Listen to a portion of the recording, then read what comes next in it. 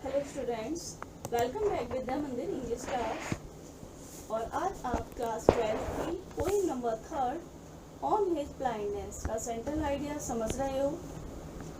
ये central idea जो है वो आपका एग्जाम पेपर में 6 मार्क्स का आएगा। सेंट्रल आइडिया में पोइम में आपने जो भी पढ़ा है उसमें कुछ स्पेशल लाइंस रहती हैं, उनके बारे में आपको सेंट्रल आइडिया में लिखना पड़ता है।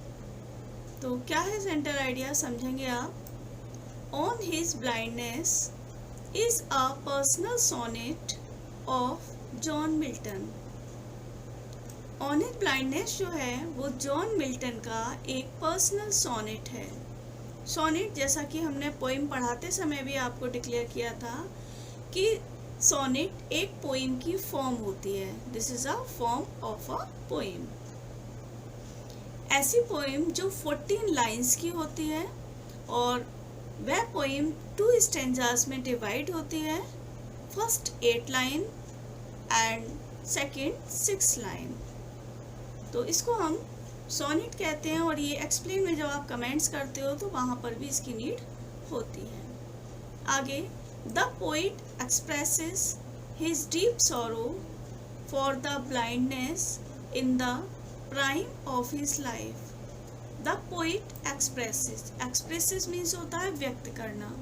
हिज डीप सॉरो, अपने बहुत ज़्यादा दुख को, for the blindness in the prime of his life, यानी कि जो पोइट है वो अपने जीवन के प्रारंभ में ही अंधा हो गया था, उसके लिए बहुत ज़्यादा दुखी है। यानी इस पोइम में पता है आपको कि जो पोइट जॉन मिल्टन थे वो अपनी आधी उम्र पर यानी 44 की उम्र पर ही अंधे हो गए थे। इसलिए 44 जो उम्र होती है वो जीवन की आधी अवस्था ही मानी जाती है। इसलिए पोइट बहुत ज़्यादा दुखी थे। दुख का ये भी कारण था कि उनके पास एक टैलेंट था पोइम कंपोज करने का, और अंधे होने की वजह से वे अपनी पोइम को कंपोज नहीं कर पा रहे थे। In this fine piece of poetic art, और अपनी इस पोइटिक आर्ट में the firm faith in the almighty is expressed.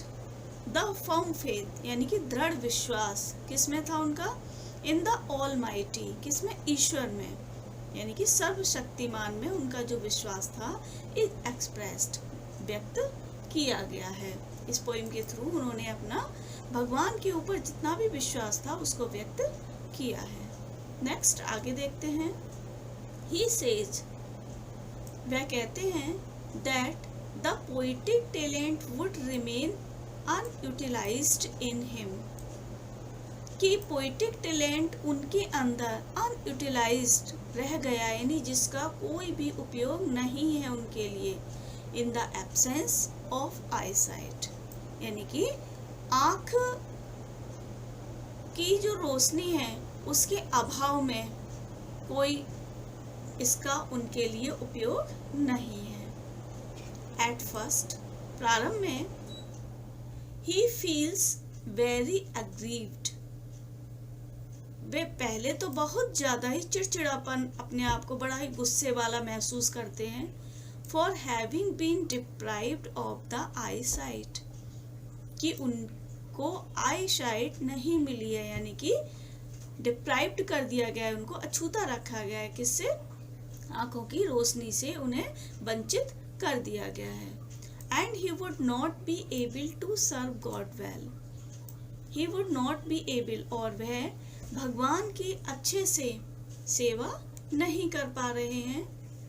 The next moment, अगले ही पल, पहले तो वो गॉड के लिए सोचते हैं कि वो ऐसा नहीं कर पा रहे हैं, लेकिन the next moment he thinks, वह सोचते हैं, दैट कि God does not need any persons services, कि भगवान को किसी भी व्यक्ति की कोई सेवा की आवश्यकता नहीं है। क्लियर हो रहा होगा। There are so many angels, angels कहते हैं देवदूत को, यानी कि उनके यहाँ बहुत सारे देवदूत रहते हैं। To carry out his commands, उनके ऑर्डर को फॉलो करने के लिए। देखिए हिज जो दिया है वो कैपिटल में दिया है, इसका मतलब होता है जहाँ भी हिज या हिम कैपिटल में दे रहे हैं, इसका मतलब है वो गॉड के लिए यूज किया जा रहा है। ऑन लैंड एंड ओशन, यानी कि जो देवदूत हैं वो कहीं भी, चाहे जमीन पर अथवा समुद्र में, उनके ऑर्डर को फॉलो करने के लिए जाते हैं। Next, the people who do their duty well, लोग जो अपने कार्यों को भली भांति करते हैं, वेल अच्छे से करते हैं, आल्सो सर्व हिम, वे ही उनकी अच्छी सेवा भी करते हैं। The total submission to him is the best form of service to God. The total submission, और अंत में ये कहा जा सकता है ईश्वर के लिए कि is the best form of service to God. क्या है? भगवान की सेवा ही उनकी सबसे अच्छी सेवा है, यानी कि जो ईश्वर की सबसे अच्छी सेवा करता है और वही सबसे अच्छा कार्य करता है।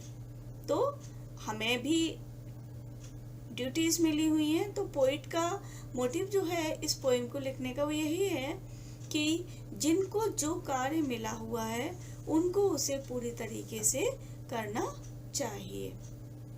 तो पोएम का सेंट्रल आइडिया क्लियर हो गया होगा। इसको आपको लर्न करना है अच्छे से और फिर बार बार इसको अपनी कॉपी पर, नोटबुक पर लिखकर भी देखना है। तो नेक्स्ट वीडियो एक्सप्लेन के लिए रहेगा, वेट करेंगे आप नेक्स्ट वीडियो का। Thank you.